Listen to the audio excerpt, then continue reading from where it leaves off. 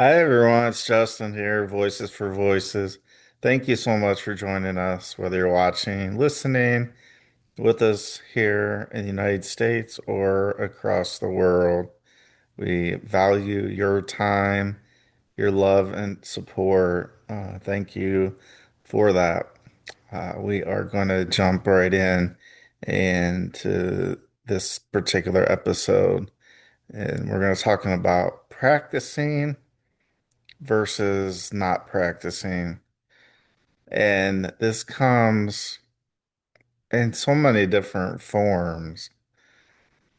Uh, I can think back to, well, being a being a student, growing up, uh, working with my mom and dad on homework, on reading, and then if read a certain portion of a book or did the specified homework, then I'd get a little star or a little, sticker star, or it could be a smiley face.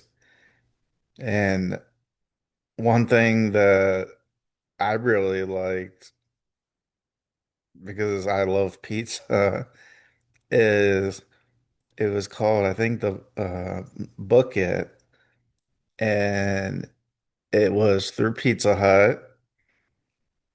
And at the end of like the grading period, you could take your report card in, show it to them, and then you could get, a personal pan pizza for free in return for that. So there was, uh, I'd say that was probably the biggest incentive that I had uh, when it came to reading. And now that's a form of practice. So practice reading at home, doing math at home, other subjects at home, really prepared me and the class and all the students for what was to come in the class. So all the way back, all those years ago, we're talking 35 plus years ago. But Pizza Hut did away with this Book It program. I don't know why, probably because they don't want to give away free things. I don't know. But that was a cool incentive because, you know, ask any kid that doesn't have allergies to any of the ingredients in the pizza. Uh, if they like pizza, and I would think a high percentage of those kids, those children would say yes. So it's all about practicing or not. If I didn't practice, I would have an empty space on, my card, and so I would get points deducted. The class could have 1,000 points or 500 or whatever the number is, and points got deducted if we didn't do our homework. And that, I would say, led into uh, getting older,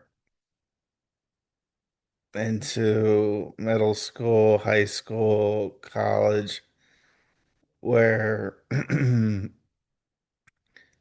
where we could make the decisions as excuse me, as students. We weren't going to get a star sticker. We weren't going to get a free pizza. We just needed to do the practice at home.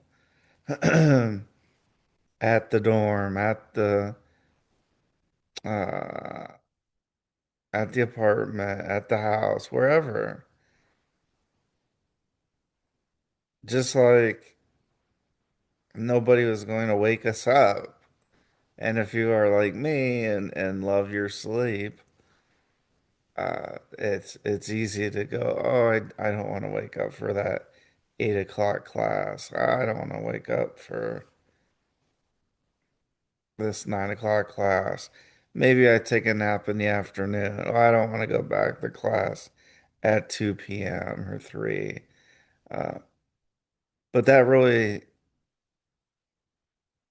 molds us into who we are. Some more than others. It took me a while to kind of get on the wagon of, okay, Justin, telling myself, you need to get to class. Like, there's going to be time to party. There's going to be times for that. You just need to get to class. Do what you're here for. You're here to get an education. And even if you're going to the trades, then you're learning, showing up when you need to. If you're in a apprentice program, making sure you show up for everything you need to there. Because in the end, we want people to vouch for us, to say, yeah, I'll write a letter recommendation to you, for you, that hopefully helps land a job. And if we haven't practiced, we didn't do the work we were asked to do. We just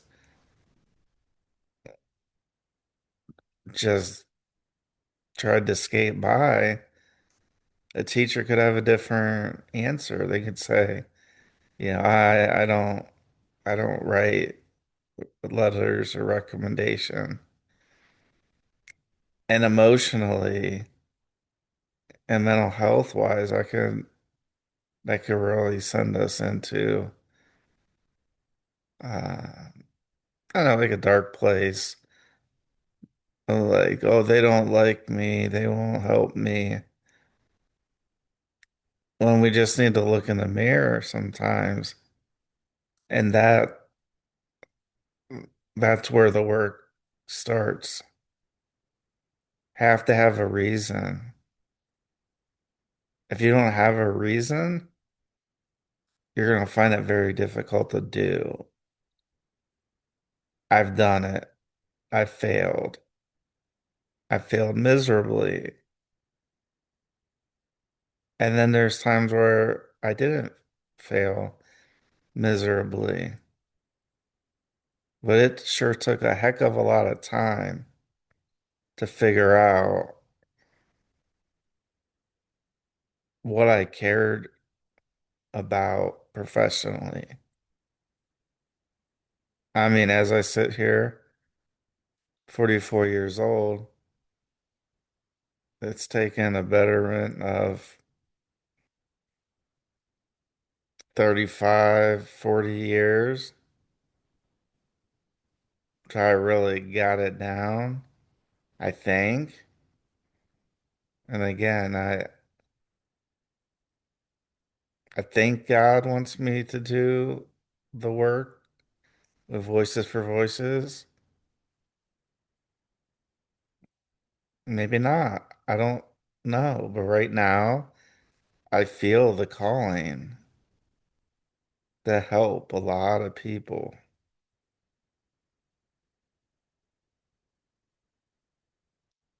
And so all those presentations that I gave in my classes, if I wasn't have prepared for those,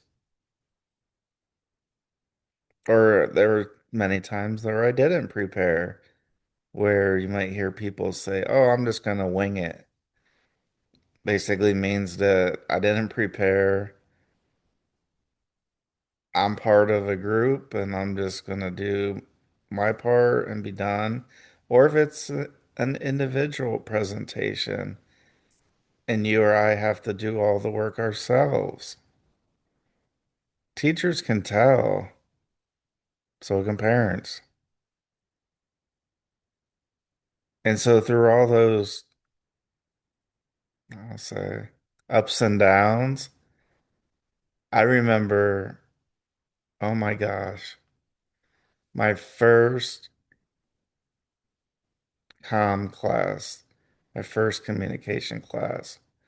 There were three different presentation types. One was persuasion, informative, and I can't think of the third one, but there were three different presentations. So it was literally like a 100 class or a 101, which is you can't get past, you've got to take this class before you can take other classes in the major, uh, a business or marketing, where I ended up marketing management. And I remember asking people, I got some interesting feedback. Like, what do you do? I'm so worried. I'm so frightened to get up in front of a class. And this was, I don't want to say only, but there's only maybe 15, 20 students in there, add in then the professor. So it wasn't like there were hundreds of thousands of people, but it was the first time that I was like, what do I do? How do people, and now I know what coping mechanisms are. But back then in college, I didn't. So I asked people, one person said that go for a walk, get some fresh air. That was probably the best one that I got. The second one was run up and down the stairs and tire yourself out because that's basically, that adrenaline is kicking in because you got so much energy. And then the last one was have a, because I was 20 over 21 at the time, was, drink, have some alcoholic beverages before you go and give your presentation. I forget what I ended up doing on that presentation particularly,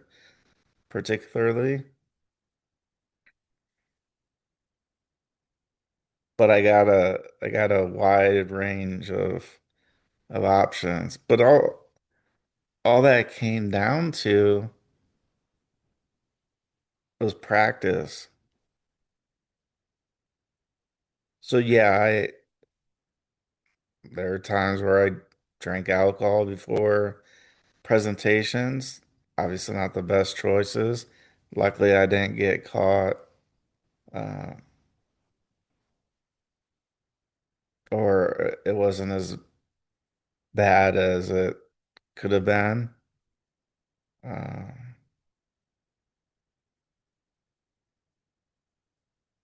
so when we move on from that, and then I had the next presentation, then the next, I would still be nervous. I would still be, I don't say shell shocked but I would still get nervous. And what it really came down to over the years was the more you know, or the more that I know about the presentation. Right. We can rehearse and then read it off a teleprompter if we need to. But if we're not gonna do the teleprompter, which a lot of people don't have access to one, uh, plus you're being graded by eye contact and all those, different areas. Uh, doing a teleprompter wouldn't probably work very well for that class, for a class like that. But what I was finding was the more that I practiced, and I remember this vividly. I had a pretty big presentation, and I actually got some good advice. Was I think we can get into one of these like auditorium type of settings that were set up for speakers. And so there was like a podium and then a microphone or where a microphone would be. And then there was probably room for at least a couple hundred people. And so I went with my roommate at the time and I practiced a couple of times.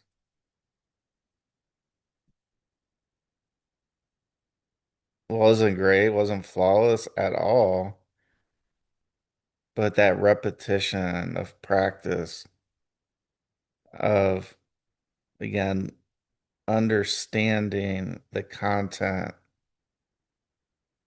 like it just goes into like the more you go over it, the more you understand it, the more you understand it, the more confident you're going to sound. The more confident you sound, the better, I guess, that people will be able to follow along and may lead to a higher grade.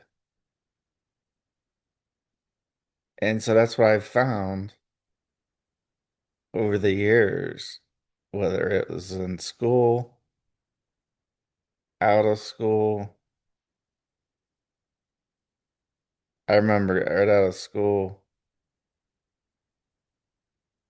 I'd be on, conference calls and like nowadays it's just standard procedure. It's just the way it is. Uh,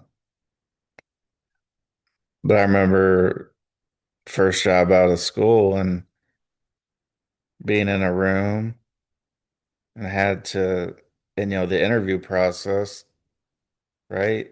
You have to sell yourself or try to get that job. I've had so many interview opportunities, and I'm sure I sounded nervous. I probably stuttered. I probably got sweaty. I probably got disoriented. Uh, it's just the way it is as individuals. But what I've found is the more practice, first off, you have to like what you're doing. You have to like the topic or topics. So that's where, when we talked about in a previous episode, we have to do what we want to do in life, not what somebody else wants us to do, or what a significant other or a roommate or you get the gist of it.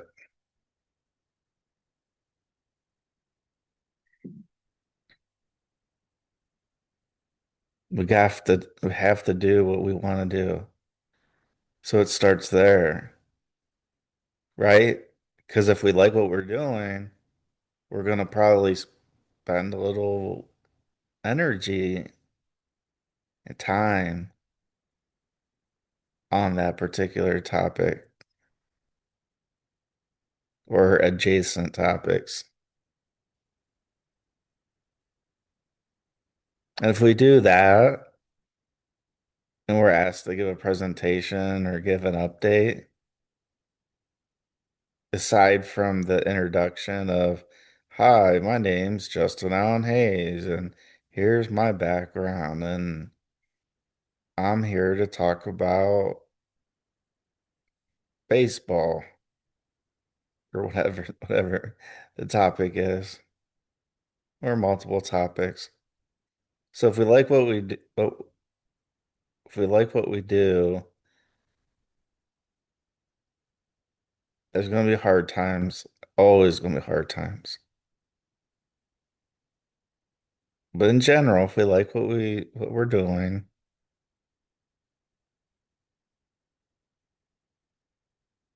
it's going to make us want to give a good presentation. And so we're probably gonna practice. Here we are back to practice. Yeah, you hear a dog barking. We have dogs in the neighborhood. I think a lot of neighborhoods do. So you'll hear that.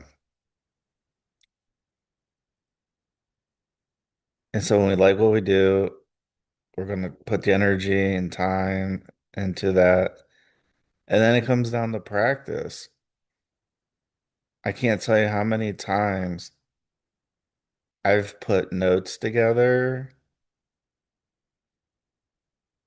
or even like a script like preparation, like written down, typed up, printed out. Then it comes to the delivery method. Do we read it monotone? Like, hi, my name is Justin Allen Hayes. Or do I say, hey, everyone, thanks for including me. Nice to meet everybody. My name's Justin Allen Hayes.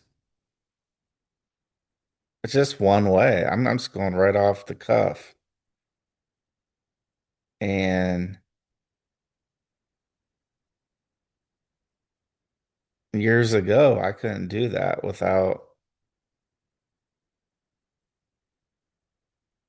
feeling like I was having a panic attack. So that's where the mental health came in. Because there were some topics that I didn't really care about. But again, if you're getting paid by a company and that's what they do, and that's what management's telling you you have to do, well, you don't have a whole lot of choice.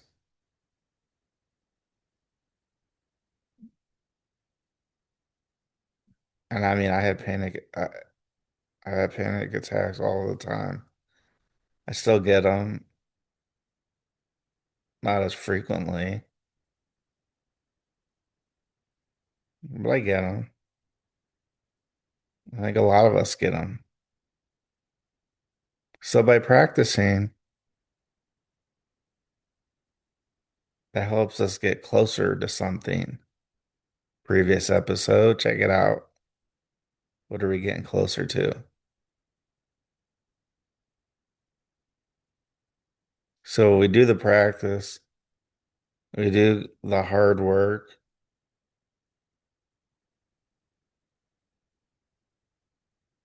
We're probably going to end up with a better grade, uh, appear more confident, and I can't tell you from a couple minutes ago how many times when I talked about, putting like a script kind of together, I can't tell you how many times at kind of the beginning stages of my presenting career, how many times once I learned what I was talking about, that I didn't have to read I didn't have to read off a slide in PowerPoint or another like program. I didn't have to read the script verbatim. That was because I internally liked the topic or topics, and it was nerve-wracking, yes, leading up to the presentation as I started to get my feet under me. Yes, it was nerve-wracking. But then, for whatever reason, I don't know how, I don't know why, once I got started, then it was like, oh, wow, I know what I'm talking about to a better extent.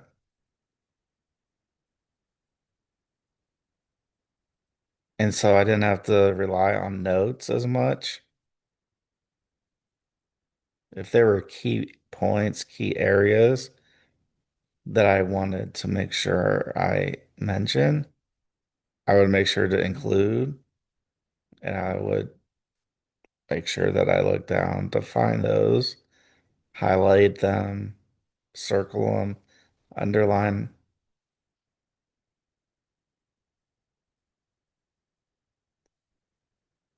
And so all those presentations, all those years, all those panic attacks, all the mental health challenges that I still battle each and every second of every single day, I'm able to do something that I really enjoy with Voices for Voices, helping others.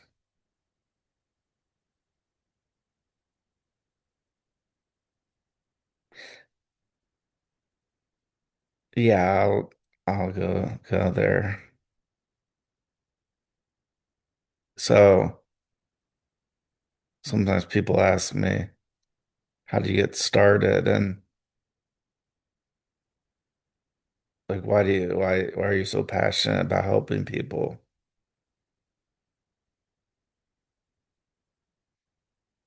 I mean, I don't have a really good answer, but I could tell you, give you this example of might have been part of the feel that I needed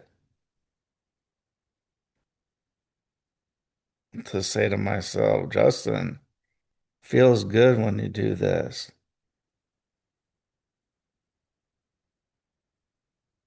And this, oh my word, 22, 23, maybe 24 years ago, a while ago, let's call it that.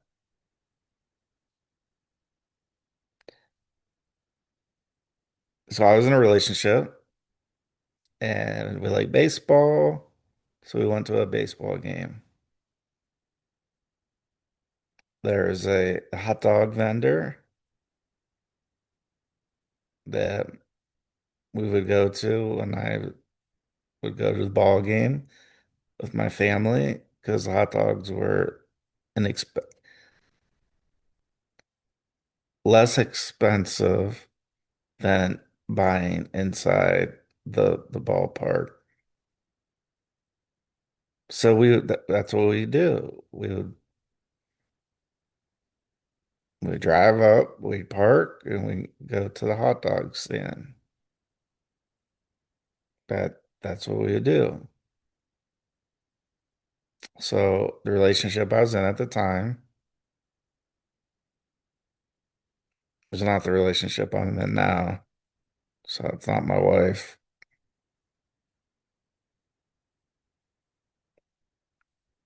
we we were in line at the hot dog vendor, and I had seen over and over and over and over again because go to quite a few games a year. And there always seemed to be a veteran. And I'm not saying a veteran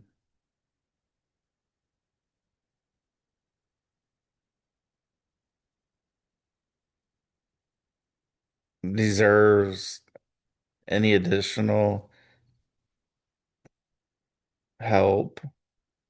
But if they've fought in a war, if they've completed their military service here in the United States, that's part of what allows baseball games and so many other things go on and keeps us safe.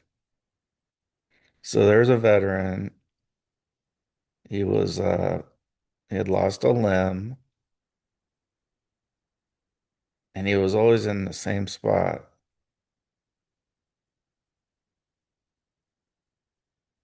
So we're in the hot dog vendor line.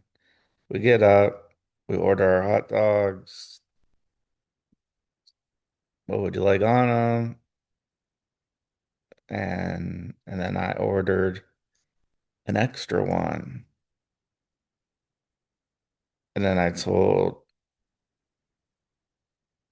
the person I was in a relationship with, I said, hey, uh, I'm gonna go over here and give this person a hot dog. I don't know if he's eaten today, but I'd rather give something tangible like food for nutrition. I mean, we can say how nutritious hot dogs are, but that's beside the point. The deal was I went over and I gave this person a hot dog. And I said, are you hungry? And he kind of nodded. And I said, here, I got a hot dog if you want mustard or ketchup. I got a packet. Uh, but I just wanted to get this for you. So small in the grand scheme of things of life. And the person I was in a relationship with was like, well, why did you do that? I was like, because I don't know if he's eaten. And the hot dogs are, again, very inexpensive. So I didn't have to spend $15 or whatever they charge now. And then I felt good because I helped somebody. And so when I got the, well, why'd you get him a hot dog? Like, why didn't you just keep it? It just got me thinking, like, maybe that's something that maybe that'll come in handy sometime. I don't know. Like I said, 20 years plus ago that this occurred.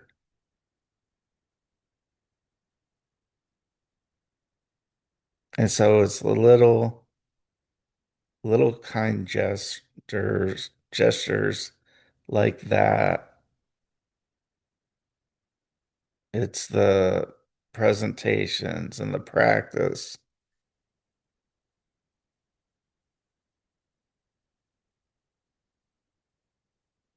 that all comes together, fuses together into who we are.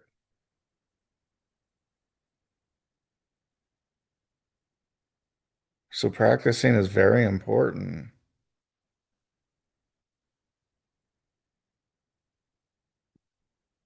I'm learning that more and more every single day, how important practice is.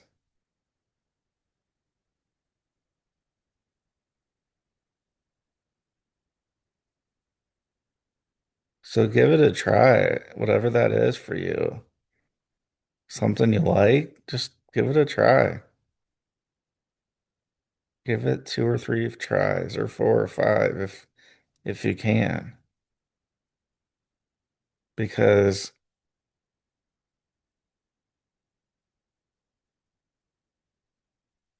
practice is going to help you feel more confident, and your confidence is going to show to others. And I'm doing all this with all these mental health challenges. I mean, I got a laundry list of diagnoses. So, by all intents and purposes, I shouldn't be able to do a show. I shouldn't be able to talk. Not not trying to say that I'm the best speaker at all. I'm not. But I'm better than if I never tried.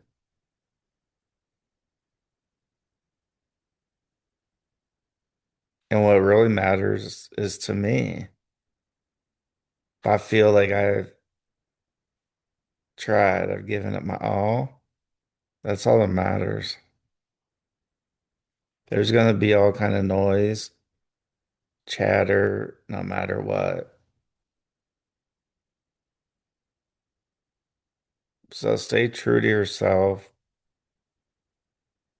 Once you find what you like, what you enjoy, what you feel you're called to, maybe try it and practice, and then practice maybe a little bit more. And then one day you can be teaching others how you learned, how you practice. And that's the goal. And that's the what's called paying it forward is I'm sharing my story, my experiences with you so that you're able to share your experiences with others. And that, my friends, is how we're going to reach and help at least 3 billion people over the course of my lifetime and beyond. Thank you for watching. Thank you for listening. Follow us on socials. Give us the big thumbs up, like, follow, subscribe, share, and we can do it. I know we can. Have a great day. Let's celebrate all the voices in the world. And let's not only be a voice for ourselves, but maybe there's somebody else that may may may need or may want to share their voice. And maybe you can be that lifeline, that person that helps that individual or individuals share their voice. So until next time, Justin Allen Hayes, Voices for Voices. We'll talk to you. We'll see you very, very, very soon. Bye bye for now.